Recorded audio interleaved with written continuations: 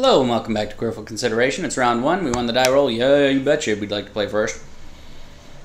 Yeah, we need to draw a green, but we got action. I'll keep it.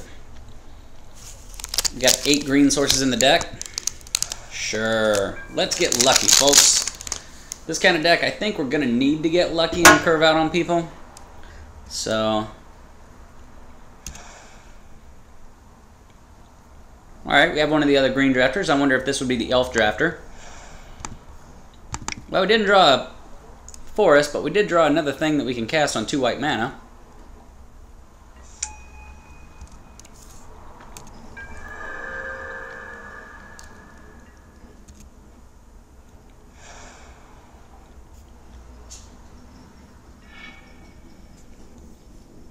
Well, missing land drops is tough, but if I gotta gain 6 life, I'm okay with it.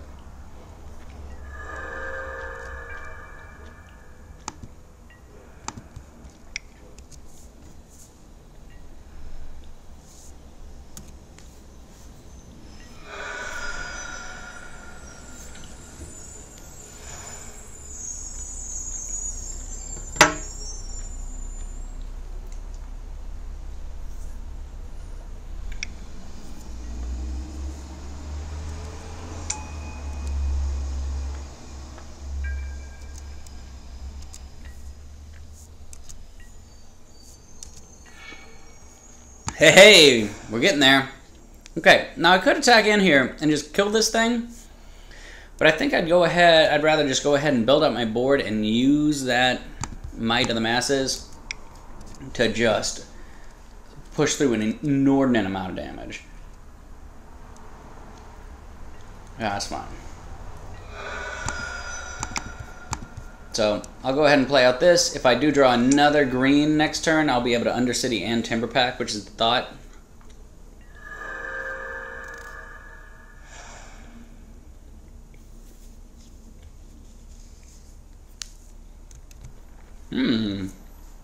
Another Recluse.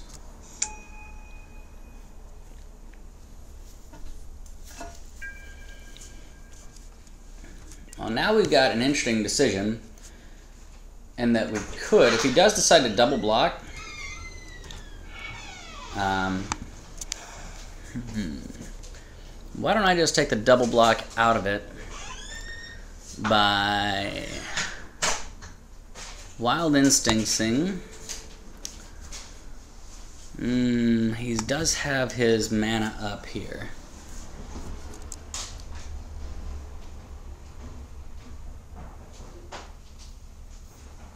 If that's a Fiery Impulse,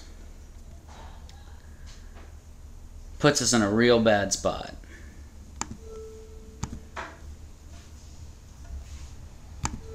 I'm going to try it. Find out if he's got Fiery Impulse in his deck. Alright, well that worked. So...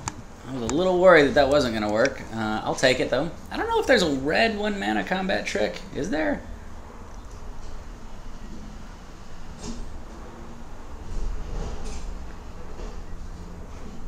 I'm going to guess no. Alright. I'm making progress. I can't believe this guy didn't pick up the Avenger Zendikar. Or, the Zendikar, sorry.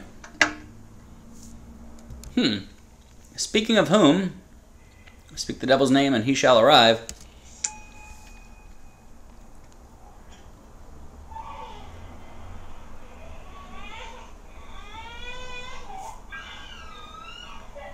I'm going to turn off the baby monitor there. There we go, much better. Okay. Getting in for one. Thinking about it.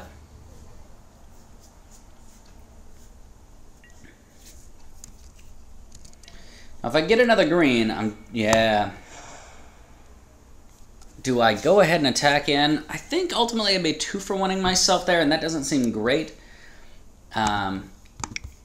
Whereas playing that out and playing this out makes my might huge. So I've got myself set up for a very nice turn next turn. I'm gonna go ahead and not attack, thank you.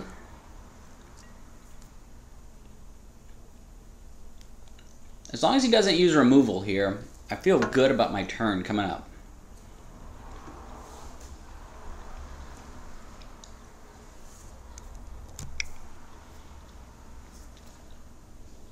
Well, thought about tapping 5 mana.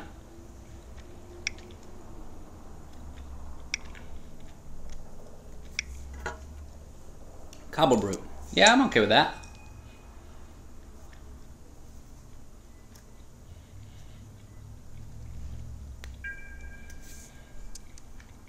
Now, if I cast another creature, then any 2 of my creatures getting through becomes lethal. That's not another creature. So this is not a lethal attack. However, I don't think it's getting much better than this over time. So I'm going to go ahead and attack in with all creatures.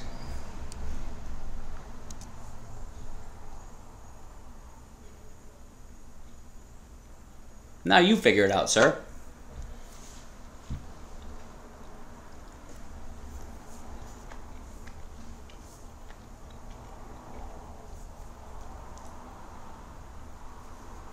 Huh.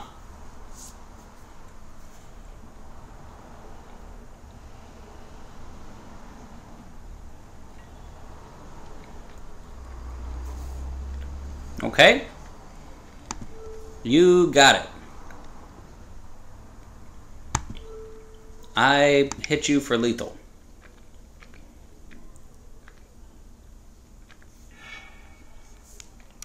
I hit you for lethal? I hit you for lethal. Okay. Yeah, that red being up. I kept thinking it was Fiery Impulse, but apparently not. What do we want to do here? Do we want to bring in our own Fiery Impulse, our own... Jeez. I'm going to wish I had more removal and more combat tricks. And I'm going to wish that over and over and over again. I could totally take out...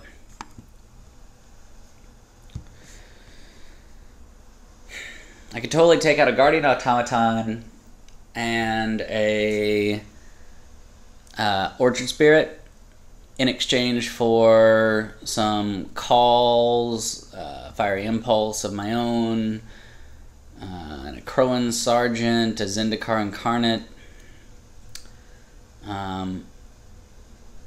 Chief of the Foundry. Nah, you know what? Let's run it back. I mean, I think the Gideons is an interesting last-ditch, over-the-top play. So, we'll see. Also in our pod here, Baconator 5000. We've seen that player around. Have not seen Jimmy Ferduzzi before, but that's cool. See, now this is the kind of hand where I'm going to end up with all of the mana. I'll go ahead and keep it.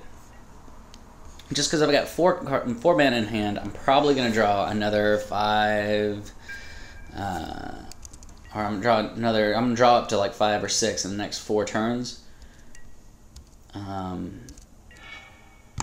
This is good though. Now we've got a curve of Cleric into Stalwart, and as soon as I lose on creatures, I'll just cast that Pilgrimage, and that'll be good. Filter out some of the lands in my deck. The Vial is irrelevant.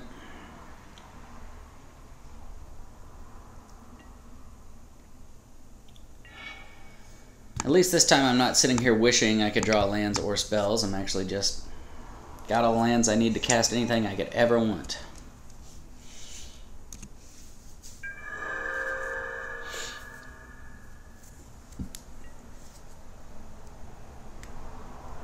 I am worried about the direct damage capabilities of every red deck, and of this one in particular. We did pass the Exquisite Firecraft. I think we passed at least one of the 1 mana red spell. Okay, that guy's fine. I'll trade off with that all day.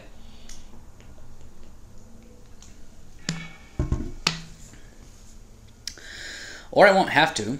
Hmm.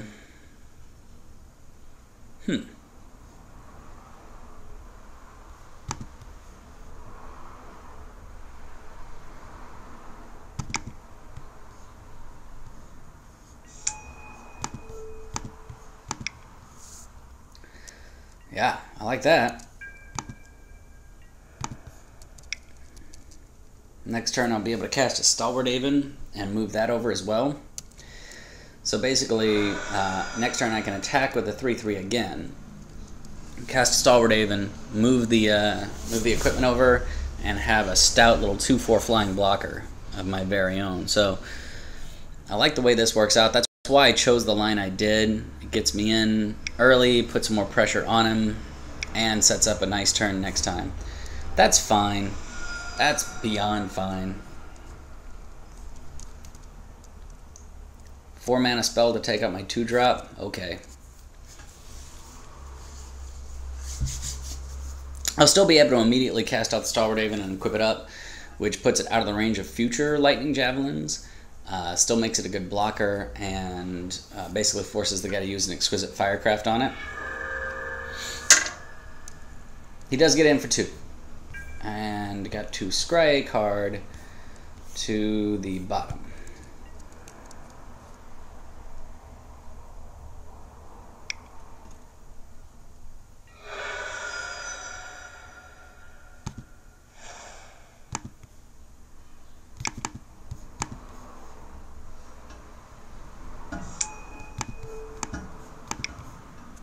Love that 1 mana equip cost. I don't think this card gets enough credit. I really don't.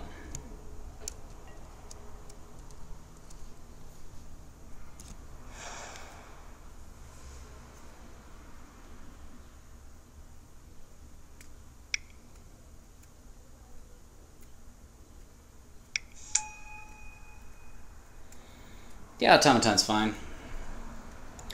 Unconcerned. Had he cast that out first, I might be more concerned.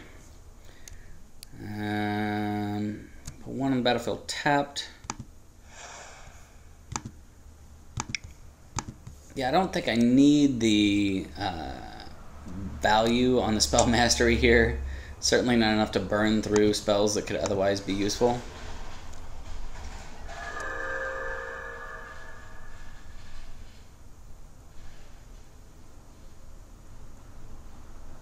Did I play a land this turn?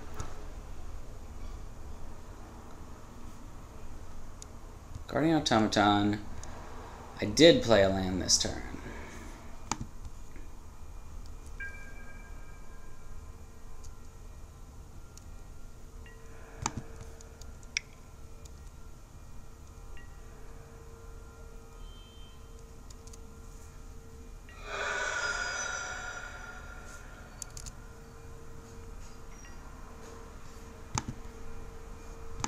And I'm just going to move over this instead of casting the Pilgrimage. I like the Pilgrimage to thin 2 lands out of my deck here.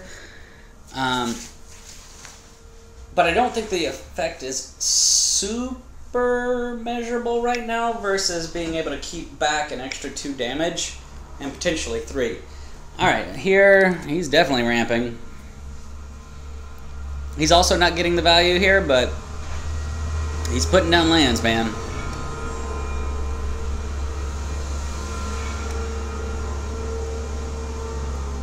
And I think he still gets to make a land drop this turn. Maybe he already did.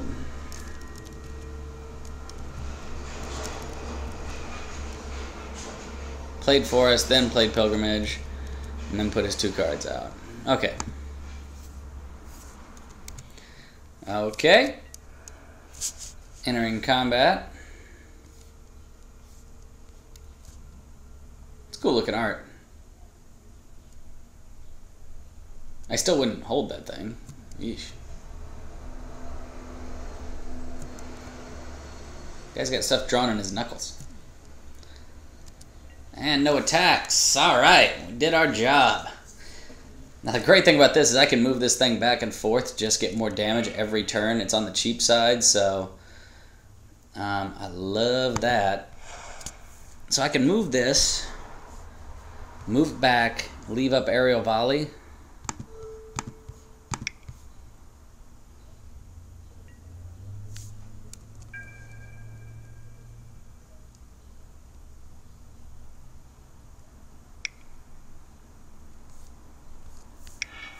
Okay, can't attack or block this turn. Good to know.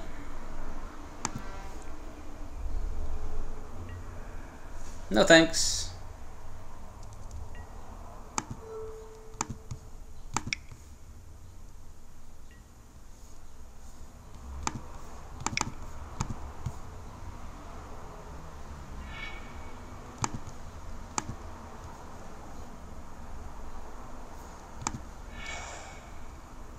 Alright.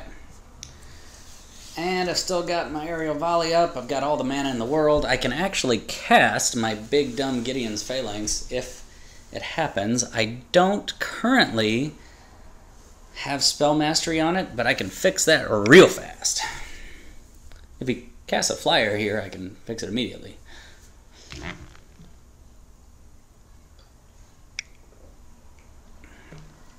Alright. That's a card. It's not going to stop me, but it's a card.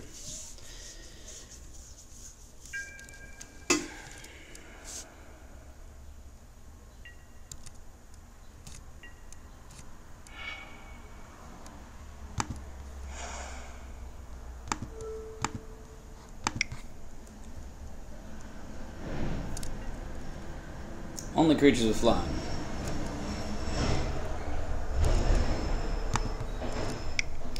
The reason I shifted that over is I want to make sure that I can get this guy out of gigantic growth reach. Become a 5/8. They'll just bounce off each other trading combat tricks if this is the case.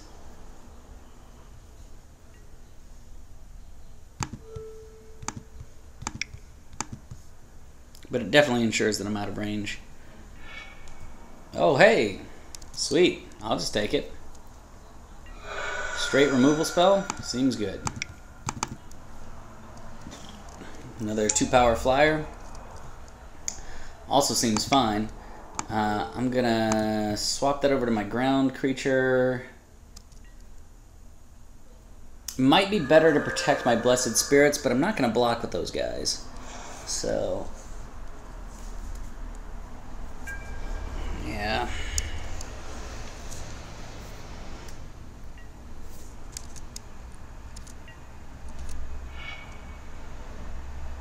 Ooh! Well, that's good. I wish I had my Flying Leap still, but... Flying Leap. My Mighty Leap still.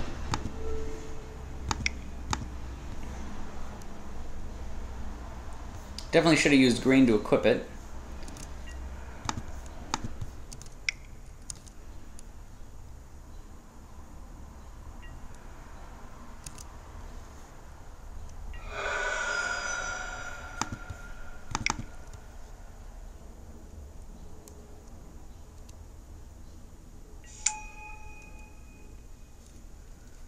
Alright, I'm going to go ahead and transfer this over to my first striker. Why not?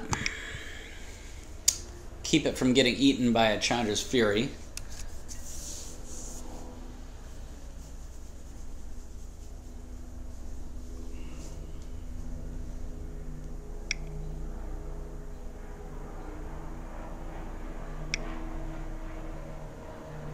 Whoa, this looks big.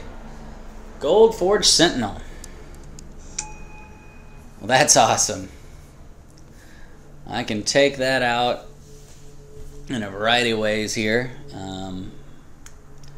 Basically, whatever of my creatures he chooses to try to block down, I'm going to be taking him out. And if he does it to try to stop the first striker from becoming renowned, well, yeah, I get to eat him at instant speed. I think I'll go ahead and attack with you and you and you.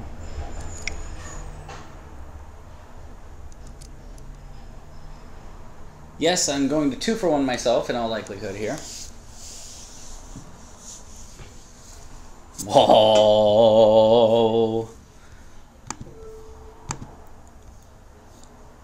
Who's a lucky guy? I'm a lucky guy.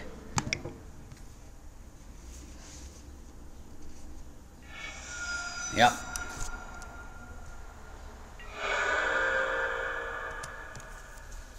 One for one to myself instead. Much better.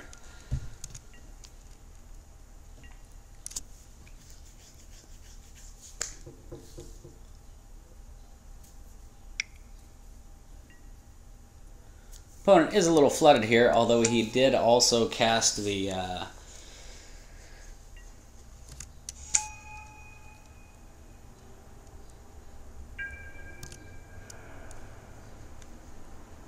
Zendikar Search for 2 lands thing. What is that called? Oh, Nisa's Pilgrimage, yeah. So, he did also cast that, which, you know, pulls out a couple lands.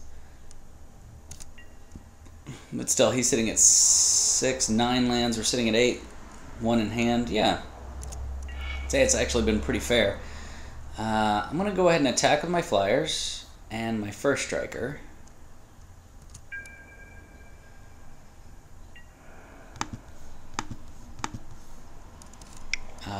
First striker will probably kill this and get killed by the Gear Crafter. In the event of a double block, but, you know, he knows I've got combat tricks. Ah, straight block in there. Okay.